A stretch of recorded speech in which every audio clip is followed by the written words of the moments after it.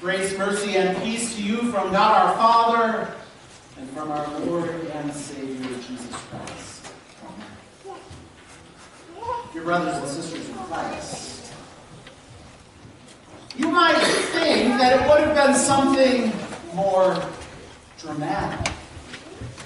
After all, it was the first thing that the Son of God did and wanted to do.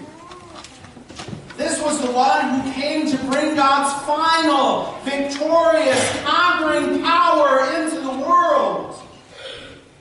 And so he came proclaiming, "Repent, the kingdom of heaven is at hand." Finally, the kingdom about which John the Baptist had been speaking was here, in Jesus, the one to whom John pointed, the Lamb of God who takes away the sin of the world. This is the one that John had been speaking about, and now he has arrived, and he was beginning to do all that he came to do. But where was the fanfare? The fireworks, the trumpets, the fire and brimstone of judgment.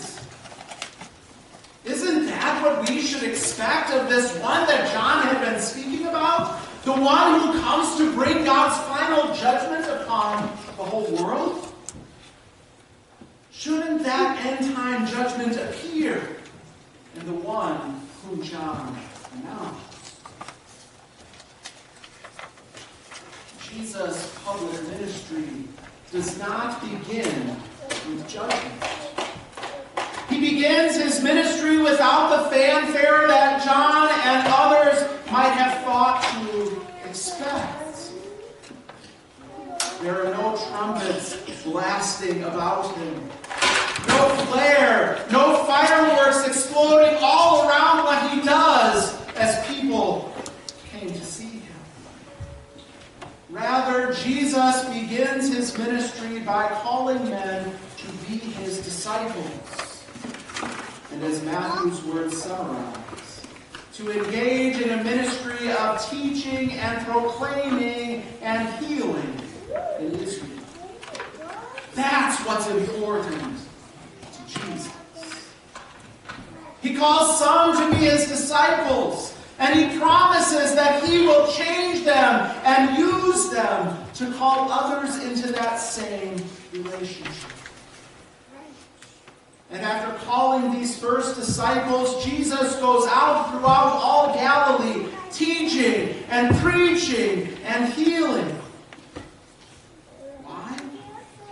Because the kingdom of God is at hand. It is here in Jesus. And what Jesus really wants is for people to follow him, to hear his word and believe. Reflecting on our own lives, we might say that our lives as Christians seem so ordinary, so unexceptional. There may be no watershed moment in our lives where we feel like we have accomplished something great as one of Christ's followers. Certainly we haven't been busy going around the task of fishing when Jesus came to us and said, "Follow me." And yet, as we read this section of Matthew's Gospel, we see that Jesus certainly was concerned with calling people to follow him, to be his disciples. And in doing so, he shows his care and his concern for people by bringing them the Word, by teaching and preaching to them about the kingdom of heaven. And that concern is not something that Jesus only had for the people of Israel, or only for people in the first century. Jesus cares even for you today, and he desires that you follow him, that by faith you are his disciple. Certainly, though, it is a miracle at all that we are disciples of Jesus Christ. A miracle, you might be wondering?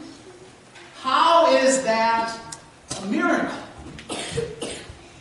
Well, left to ourselves, to our own sinful nature, the last place that we would want to be is following in the footsteps of Jesus.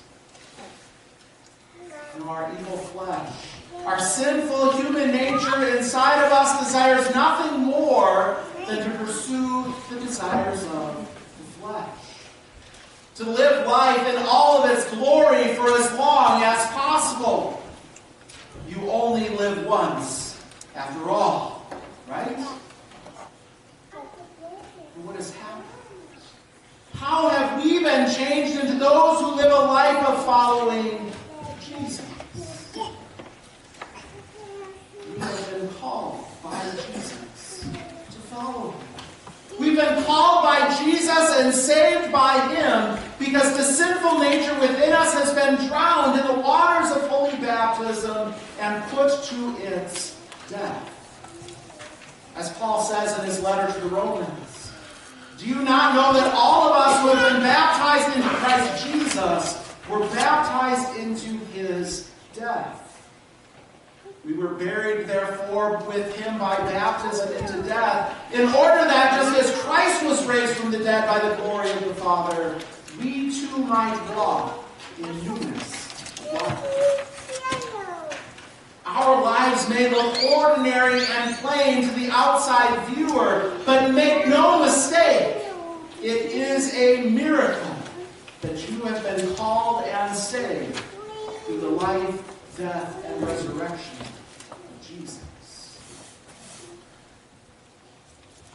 So then, what are we to do as followers of Jesus?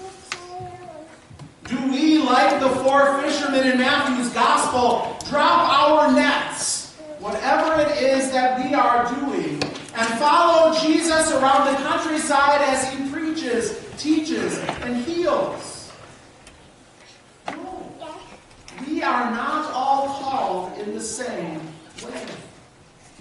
These four men, Andrew, Peter, James, and John, were especially trained, especially called for a specific function and purpose, to be among the 12 apostles.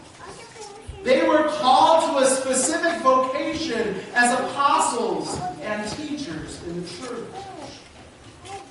Each and every follower of Jesus has his or her own vocation that they are called to when Jesus makes that call to follow him. And each is different. What does remain the same, however, is the call to follow Jesus. The call to be his disciples means that we are changed by Jesus. He changes us into fishers of men, or accountants of men, or mechanics of men, or farmers of men, or whatever the case may be.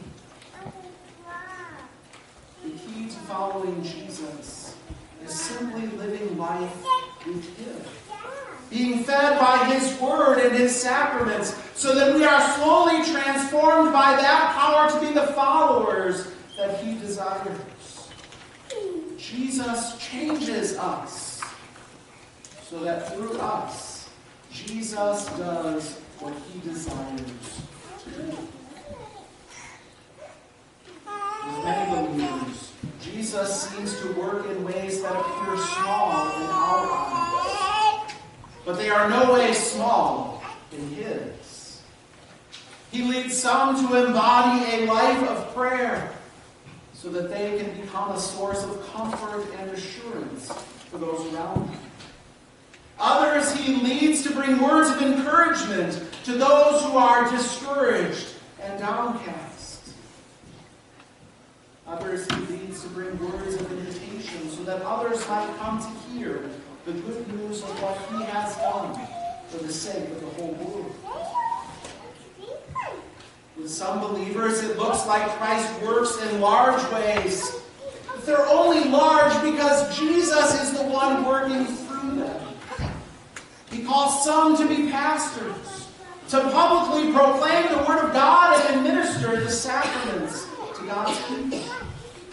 He calls some to be evangelists and missionaries, to bring the good news of Jesus to the ends of the earth, especially to areas where Christ's church is not established.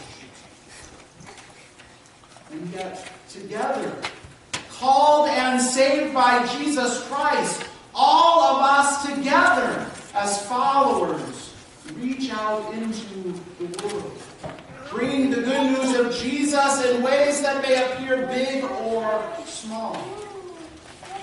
Regardless of how we may view them, Christ is there, using each one of us to reach out into the world so that others might hear the call of faith and follow Jesus. Calling Andrew, Peter, James, John. This is the first public act of Jesus in the Gospel of Matthew. Calling people to follow him. It will be a thing that Jesus cares about until the end of the world.